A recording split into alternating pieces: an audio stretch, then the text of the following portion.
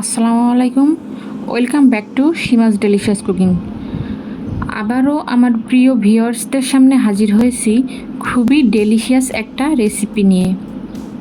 যে কোনো স্পেশাল দিন যেমন ঈদ, জন্মদিন, বিয়ে, ম্যারেজ ডে বা হতে পারে কোনো ছুটির দিনগুলোতে আমরা সবাই কম বেশি স্পেশাল খাবার খেতে পছন্দ করি।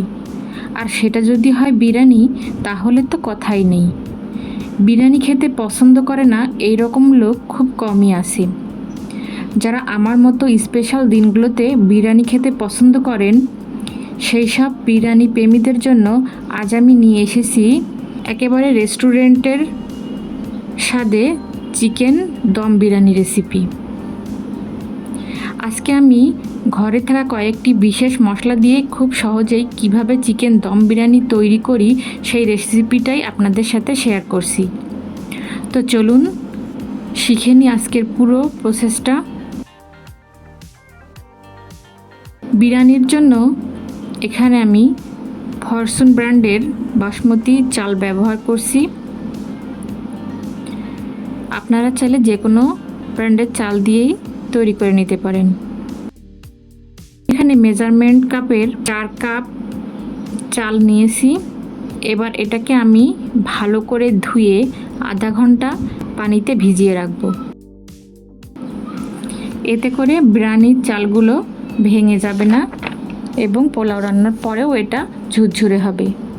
এই আধা ঘন্টার মধ্যে আমি মাংসটাকে ম্যারিনেট করে নিব। এখানে আমি মাঝারি সাইজের 3টা পাকিস্তানি মুরগি কেটে ধুয়ে পরিষ্কার করে নিয়েছি। এবার এটার মধ্যে আমি দিয়ে দিচ্ছি 1 কাপ টক দই, 1 চামচ লবণ, 1 চামচ হলুদ গুঁড়া, 1 টেবিল চামচ লাল মরিচের গুঁড়া, 1 চামচ জিরার গুঁড়া, 1 চামচ ধনিয়া গুঁড়া, 1 চামচ কালো গোলমরিচের গুঁড়া, 1 চামচ গরম মশলার গুঁড়া আর 1 চামচ শাহি জিরা, 8-10টির মতো ছোট এলাচ এভাবে একটু থেতো করে নিয়েছি কয়েকটা দারুচিনি, 3টি তেজপাতা, দিচ্ছি একটা স্টার মশলা, দিয়ে দিচ্ছি 2টা বড় সাইজের এলাচ এভাবে একটু চিড়ে দিয়েছি। আর লাগছে সামান্য একটু জয়ত্রী আর একটা জয়ফলের অর্ধেক। এই জয়ফলটাকে আমি একটু থেতো করে এর সাথে ব্যবহার করব।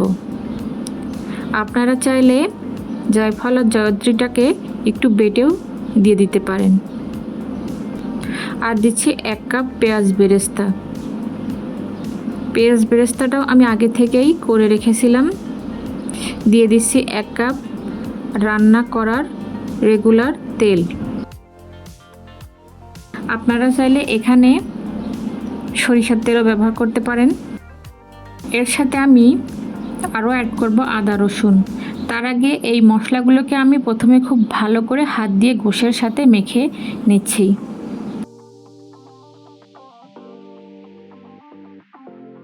এবার এর মধ্যে দিয়ে দিচ্ছি 1 টেবিল চামচ রসুন পেস্ট আর 1.5 টেবিল চামচ আদা পেস্ট। এটা দিয়ে খুব ভালো করে মাংসের সাথে আবারও হাত দিয়ে মিশিয়ে নিচ্ছি। এখানে আপনারা চাইলে গোশ ম্যারিনেশনের জন্য চামচও ব্যবহার করতে পারেন, তবে হাত দিয়ে মাখিয়ে দিলে প্রত্যেকটা মাংসে মশলা ভালো করে মেখে যায় আর মাংস ম্যারিনেশনটাও পারফেক্ট হয়। একেবারে রেস্টুরেন্টের মতো পারফেক্ট বিরিয়ানি খেতে চাইলে আমার ভিডিওটি না টেনে পুরোটা দেখবেন, তাহলে বাসায় বানানো বিরিয়ানির আসল স্বাদটা আপনারাও গ্রহণ করতে পারবেন। এবার এটাকে আমি আধা ঘন্টা ঢাকনা লাগিয়ে নর্মাল ফ্রিজে রেস্টে রাখব।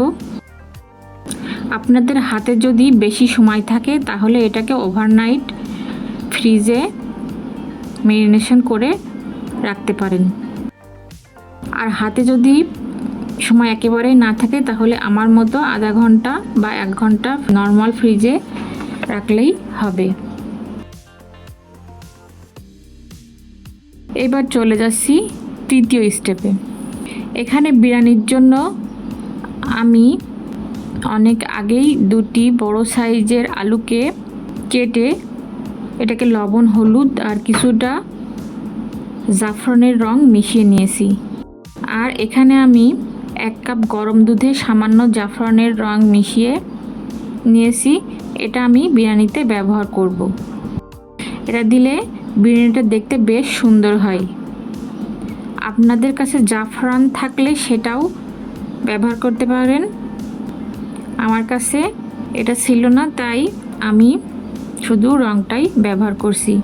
এবার চুলায় একটা প্যান বসিয়ে এটাতে দিয়ে দিচ্ছি 2 চামচ ঘি। এর মধ্যে দিয়ে দিচ্ছি আলুগুলো। একটু নেড়ে চেড়ে আলুটা 2 থেকে 3 মিনিটের জন্য আমি ঢাকনা লাগিয়ে রাখছি। এরপর ঢাকনা উঠিয়ে একটু ভালো করে ভেজে তুলে নিচ্ছি।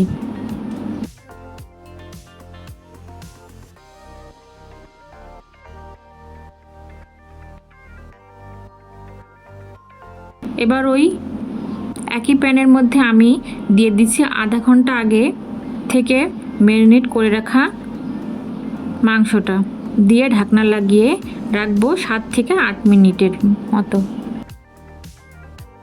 তো 7 থেকে 8 মিনিট পর দেখুন আমার মাংস থেকে অনেকটা পানি ছেড়ে দিয়েছে। এবার একটু নেড়ে চেড়ে খুব ভালো করে এর সাথে দিয়ে দিচ্ছি ভেজে রাখা আলুগুলো, দিয়ে আবারও 20 মিনিট রান্না হতে দেব ঢাকনা লাগিয়ে। এতে করে আলুটাও সিদ্ধ হয়ে যাবে, মাংসটাও পারফেক্টলি নরম হবে। তো 20 মিনিট পর দেখুন আমার মাংসটা প্রায় 80% সিদ্ধ হয়ে গেছে। এবার একটু নেড়ে চেড়ে দিচ্ছি যাতে করে তলায় লেগে না যায়। দেখুন তেলটা উপরে উঠে এসেছে আর মাংস কষানোটাও বেশ সুন্দর হয়েছে। এবার চলে যাচ্ছি চতুর্থ স্টেপে। আমি আগেই চুলায় আরেকটা বড় সাইজের প্যান বসিয়ে দিয়েছি এবং এর মধ্যে দিয়ে দিছি পরিমাণ মতো পানি। পানিটা ফুটে উঠলে এর মধ্যে দিয়ে দিচ্ছি 3টা স্লাইস করা লেবুর পিস। এটা দিলে রাইসটা অনেক ধবধবে সাদা হবে আর সুন্দর একটা স্মেল পাওয়া যাবে। এর সাথে দিচ্ছি একটা স্টার মশলা, একটা বড় সাইজের এলাচ আর 1 চামচ শাহি জিরা, আর দিচ্ছি খুবই সামান্য একটু তেল। এই তেলটা দিলে চাউলটা বেশ ঝরঝরা থাকবে। এরপর ওই গরম পানির মধ্যে আমি দিয়ে দিচ্ছি আগেই ভিজিয়ে রাখা বাসমতি চালটা। এ পর্যায়ে চুলার জালটা হাই হিটে রাখতে হবে। একটু নেড়ে ঢাকনা লাগিয়ে রাখবো। জাস্ট একটা বলক উঠে আসলেই এটাকে আমি নামিয়ে নেব। এর ফাঁকে আমি একটু লবণ দিয়ে দিচ্ছি। আমার বলকটা চলে এসেছে। এবার আমি পানি থেকে চাউলগুলো উঠিয়ে ছেঁকে নেব এবং চাউলগুলো প্রায় 70% সিদ্ধ করে নিতে হবে। এখন এটাকে আমি পানি ঝরিয়ে একটু আলাদা করে রেখে দিচ্ছি। এবার প্যানটাকে আমি আবারও পরিষ্কার করে চুলায় বসিয়ে দিয়েছি, দিয়ে এর মধ্যে দিয়ে দিচ্ছি 1 চামচ ঘিটাকে একটু ব্রাশ করে দিচ্ছি। দিয়ে এ পর্যায়ে কিন্তু চুলার জালটা একেবারে অফ আছে। এবার এর মধ্যে আমি গোল করে একটা ফয়েল পেপার কেটে বিছিয়ে দিচ্ছি। এতে করে বিরিয়ানির যখন আমি দমে বসাবো তখন তলায় লেগে যাবে না আর পুড়ে যাওয়ারও ভয় থাকবে না। এবার এই পেপারের উপরে আমি কষিয়ে নেওয়া মাংস থেকে অর্ধেকটা মাংস সমানভাবে বিছিয়ে দিচ্ছি। খুব সুন্দর করে সমান করে বিছিয়ে দিতে হবে যাতে করে নিচে কোনো ফাঁকা না থাকে।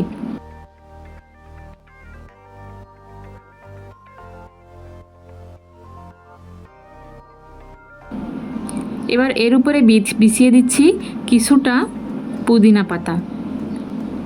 এই পুদিনা পাতাটাই দম বিরিয়ানির স্বাদের আসল গন্ধটা এনে দেয়। এটা অবশ্যই ব্যবহার করবেন।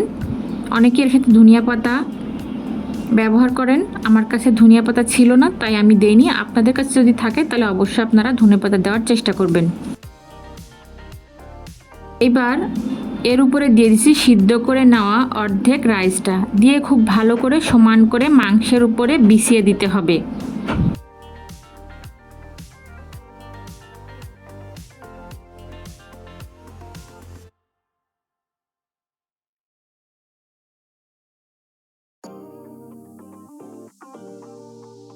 এইবার ওই রাইসের উপরে দিয়ে দিচ্ছি বাকি মাংসটা।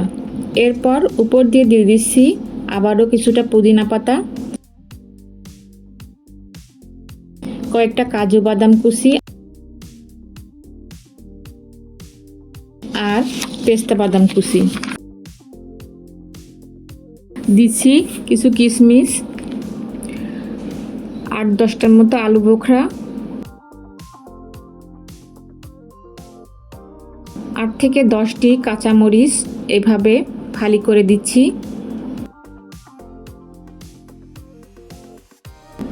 আর উপর দিয়ে দিয়ে দিচ্ছি 2 চামচ ঘি। এবার এর উপরে আবারও বিছিয়ে দিচ্ছি সিদ্ধ করে নেওয়া বাকিটা রাইসটা। এটা দিয়ে খুব ভালো করে সমান করে বিছিয়ে দিচ্ছি। আর উপর দিয়ে দিয়ে দিচ্ছি 2 চামচ গাওয়া ঘি আর 1 টেবিল চামচ লেবুর রস। দিয়ে দিব কিছুটা পেঁয়াজ বেরেস্তা। আর ওই যে আমি জাফরানের রংটা গরম দুধে ভিজিয়ে রেখেছিলাম, এখন ওটাকে আমি একটু এইভাবে ঘুরিয়ে ফিরিয়ে চারদিক দিয়ে দিব। 2 টেবিল চামচ কেওড়ার জল। কেওড়ার জলটা দিলে বিরিয়ানি রান্না হবার পর পুরো বাড়িতে একটা দারুণ স্মেল ছড়াবে এবং খেতেও সুস্বাদু হবে। আপনারা এর সাথে চাইলে গোলাপ জলটাও ব্যবহার করতে পারেন। আমার কাছে গোলাপ জল ছিল না, তাই আমি এটা ব্যবহার করিনি। এবার আরেকটা ফয়েল পেপারের সাহায্যে আমি প্যানের মুখটা খুব ভালো করে সিল করে দিচ্ছি। দিয়ে এর উপরে ঢাকনা লাগিয়ে ঢাকনার গায়ে বাড়তি পেপারটা জড়িয়ে দিচ্ছি।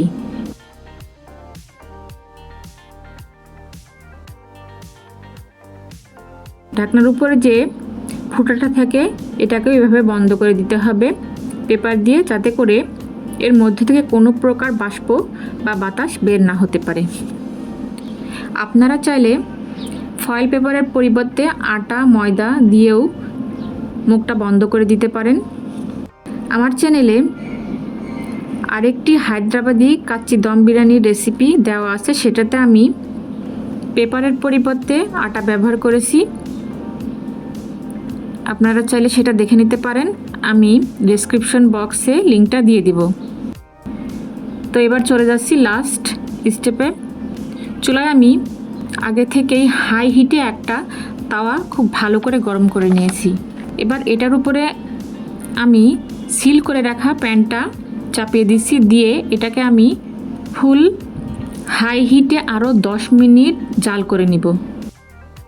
10 মিনিট জাল করে নেওয়ার পর চুলার জালটা একেবারেই লো করে এই পাত্রটাকে আমি 30 থেকে 40 মিনিট দমে রেখে দেবো এভাবেই। 30 মিনিট পর এবার চেক করে নিচ্ছি চালটা সিদ্ধ হলো কিনা। হয়নি, এইবার আমি আরও 10 মিনিট ভালো করে ঢাকনা লাগিয়ে রেখে দিব। ফুল 40 মিনিট পর দেখুন আমার বিরিয়ানি একেবারেই পারফেক্ট হয়েছে, ভিতরের মাংসটাও পুরোপুরি সিদ্ধ হয়ে গেছে। আমি আপনাদের কাছ থেকে জুম করে দেখিয়ে দিচ্ছি। এবার চুলার জালটা বন্ধ করে আমি আরও 10 মিনিট এভাবেই রেখে দিব, তারপর পরিবেশন করে দেখাবো।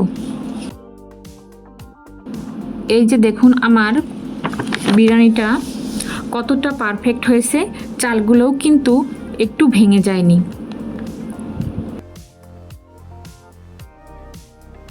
আমি আপনাদের হাঁড়ির তলাটাও দেখিয়ে দিচ্ছি যে নিচে পুড়ে গেছে কিনা। দেখুন ফয়েল পেপার দেওয়ার কারণে কিন্তু নিচে একদমই লেগেও যায়নি বা পুড়েও যায়নি। তো দেখুন কত সহজেই পারফেক্ট চিকেন দম বিরিয়ানি তৈরি হয়ে গেল। এবার আমি আপনাদের একটু পরিবেশন করে দেখিয়ে দিচ্ছি। একেবারে পারফেক্ট দম বিরিয়ানি খেতে চাইলে আমার রেসিপিটা হুবহু ফলো করতে হবে, তাহলে আপনারাও এই রকম সুস্বাদু পারফেক্ট দম বিরিয়ানি নিজেরাই ঘরে তৈরি করতে পারবেন এবং প্রিয়জনদের খাওয়াতে পারবেন এবং বাড়িতে অতিথি আপ্যায়ন করতে পারবেন এইভাবে রান্না করে। দেখবেন গেস্ট একবার খেলে আবারও খেতে চাইবে। তো কেমন লাগলো বন্ধুরা আমার আজকের রেসিপিটা, সবাই কমেন্ট করে জানাবেন। আর ভিডিওটি ভালো লাগলে লাইক করবেন, ফ্রেন্ডস অ্যান্ড ফ্যামিলির সাথে শেয়ার করবেন। তো আজকের মতো এ পর্যন্তই, দেখা হবে পরবর্তী ভিডিওতে। ততক্ষণ পর্যন্ত সবাই ভালো থাকুন, সুস্থ থাকুন। আজকের মতো আল্লাহ হাফেজ।